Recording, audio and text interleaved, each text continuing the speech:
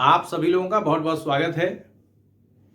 आज आपके सामने न्याय दर्शन में ईश्वर की जो अवधारणा है उसके ऊपर विचार किया जाएगा।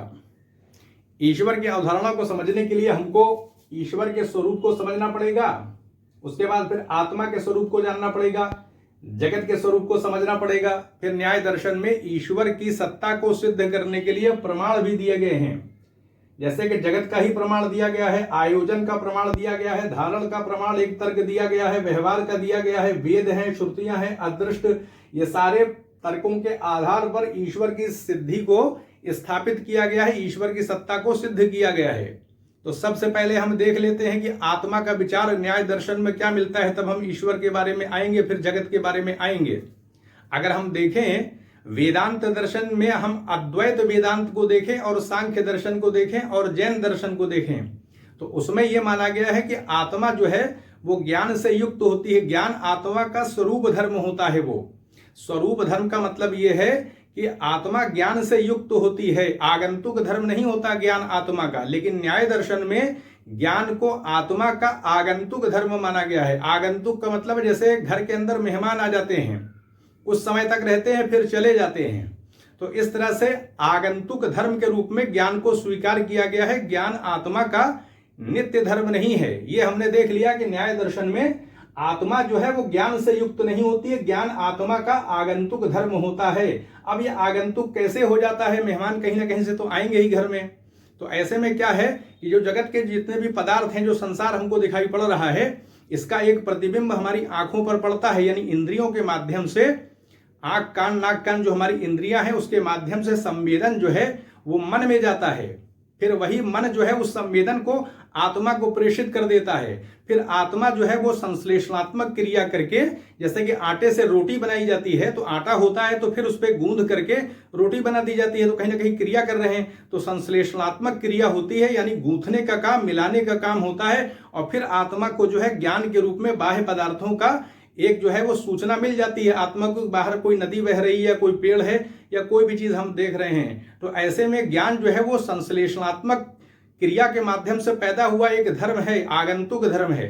तो हमने देख लिया कि इंद्रियां जो है वो मन से युक्त होती हैं, फिर मन के माध्यम से वो संवेदन आत्मा में प्रेषित कर दिया जाता है, आत्मा उस पर क्रिया करती है, फिर क्रिया से ज्ञान पैदा होता है। तो ऐसे में ज्ञान जो है वो बाह्य धर्म है, यानी बाहर के संवेदनों से निर्मित होने वाला एक धर्म है, स्थायी धर्म नहीं है आत्मा का। वो आत्मा जो है वो अभौतिक द्रव्य होती है, वो अनंत आत्माएं होती हैं।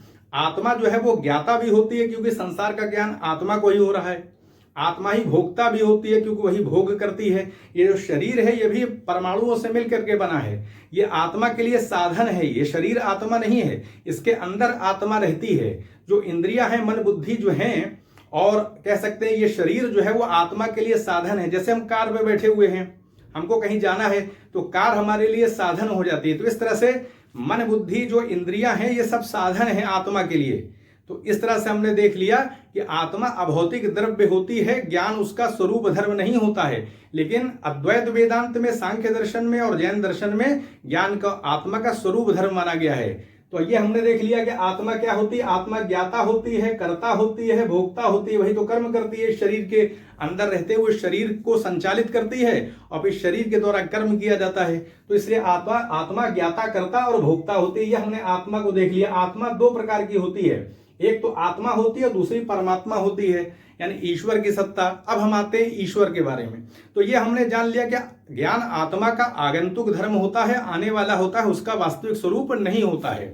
अब ईश्वर के बारे में देखें तो ईश्वर जो है वो नित्य सत्ता, अनंत सत्ता होती है। यानी ईश्वर जो है वो नित्य सत्ता है, अनंत है, सर्वशक्तिशाली है, सर्वज्ञ है। वो संसार की जितने भी वस्तुएं हैं, संसार की जितनी भी वस्तुएं हैं, जितने भी पदार्थ हैं, उनका हर समय ज्ञान ईश्वर को रहता है, कि वो सर्वज्ञ है ना। तो पूरे ब्रह्मांड का ज्ञान हर समय ईश्वर को रहता है।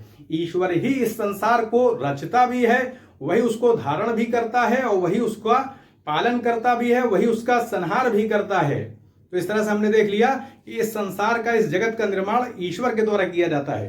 तो ये हमने जाना कि ईश्वर की सत्ता जो है, जैसे आत्मा दिक् काल, आत्मा मन है। दिक् का मतलब स्पेस है, काल है, एक समय है, आत्मा है, मन, जितनी भी चीजें हैं, ये ईश्वर की सत्ता को इनके द्वारा सीमित नहीं किया जा सकता। ईश्वर जो है वो सर्वव्यापक शक्तिशाली होता है। इतना वृहत परिमाण वाला जो ये ब्रह्मांड रचा गया है, तो मानी सी बात है कि ईश्वर की सत्ता तो कितनी व्यापक होगी।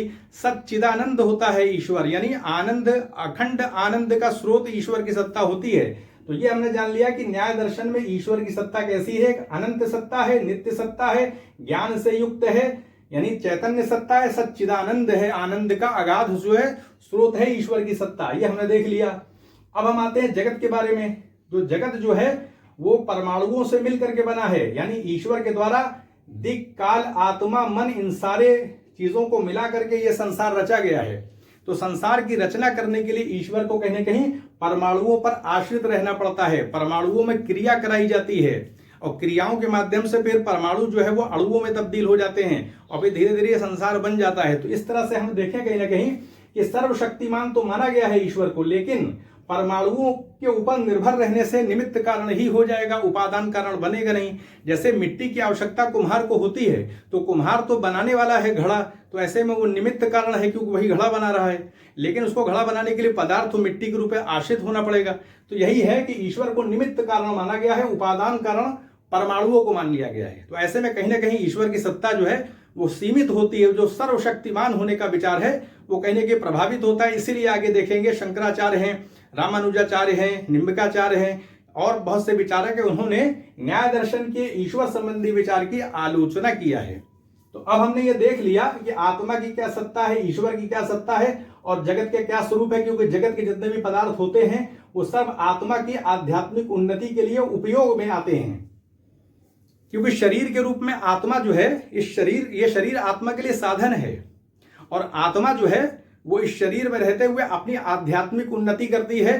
परमात्मा से कहीं ना कहीं परमात्मा को जानने का प्रयास, तो इसी कोई ना कुछ साधन चाहिए ना, तो शरीर आत्मा के लिए साधन है। तो आध्यात्मिक उन्नति में संसार के पदार्थ रहते हैं, आत्मा के लिए सहायक हो जाते हैं। अब हम आते हैं कि ईश्वर की सिद्धि के लिए कौन कौन से प्रमाण जो है वो न्याय दर्शन में दिए गए हैं, देख लेते हैं। प्रमाण का मतलब यह है कि भाई अगर हम ईश्वर का विचार पेश कर रहे हैं तो उसको हमको सिद्ध भी करना पड़ेगा, उसके लिए हमको एविडेंस देना पड़ेगा। तो वही है, एविडेंस दिया जा रहा है, प्रमाण दिया जा रहा है। तो पहला तो प्रमाण जगत कह दिया गया है। यह बताया गया है कि जगत जो है वृहत, बहुत विशाल, वृहत परिमाण वाला है, यानी बहुत विशाल आकार है ब्रह्मांड का, यानी असंख्य आकाश गंगाएं जो है इस ब्रह्मांड में मानी गई हैं। तो इतना वृहत परिमाण वाला जो ब्रह्मांड है उसको कौन रच सकता है? ये सीमित शक्ति वाला जीव नहीं रच सकता। इसलिए जरूरी है कि जिस सत्ता ने इस वृहत परिमाण वाले जगत को बनाया होगा वो भी कितना वृहत परिमाण वाला होगा। तो इसी आधार पर माना गया है कि ये संसार जो है जड़ पदार्थों से, परमाणुओं से मिल करके बना है। तो इसको बनाने वाला भी कोई होगा जो कि उस संसार के समान ही व्यापक होगा, वृहत परिमाण वाला होगा। इस आधार पर ईश्वर की सत्ता को सिद्ध किया गया जगत के आधार पर, क्योंकि जगत एक कार्य होता है। तो इस कार्य को कौन संपन्न करेगा? कोई उतना ही वृहत परिमाण वाली सत्ता करेगी जो कि ईश्वर की सत्ता मानी गई है। अब आते हैं दूसरे, आयोजन की सत्ता। आयोजन का क्या मतलब? आयोजन मतलब क्रिया करना। अब निमित्त कारण के रूप में ईश्वर की सत्ता है, परमाणुओं की आवश्यकता रहती है उपादान कारण के रूप में। तो परमाणुओं में क्रिया कौन कराएगा? परमाणुओं से अणु बनेंगे, फिर धीरे धीरे ये जड़ पदार्थ बनेंगे। तो इसलिए ईश्वर को ही आयोजन कर्ता माना गया है, क्रिया प्रदान करने वाला माना गया है।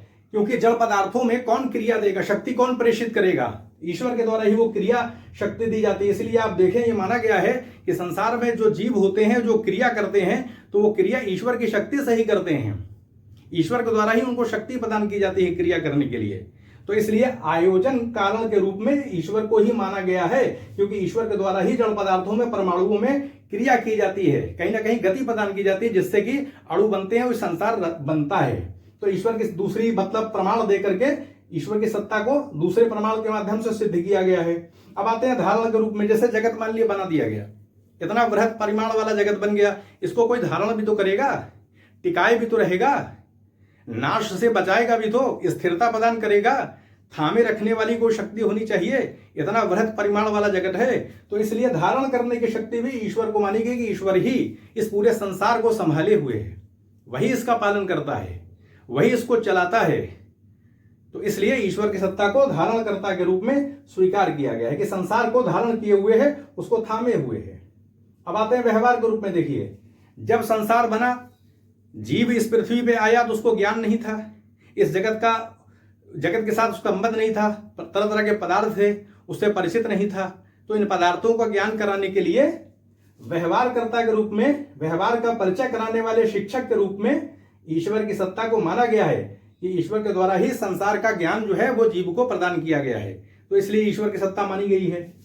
फिर वेदों के आधार पर माना गया है कि वेद को जो है वो सत्य माना जाता है, प्रामाणिक माना जाता है। तो प्रामाणिकता कहां से वेदों में आ जाती है? तो वो ईश्वर के कारण ही है। इसलिए वेद जो 4 वेद हैं उनमें जितनी भी बातें हैं उसको प्रामाणिक माना जाता है, सत्य माना जाता है। तो वेदों के अंदर सत्यता कहां से आ जाएगी? कोई शक्ति ही प्रदान करेगी और वो शक्ति ईश्वर के रूप में स्वीकृत की गई है।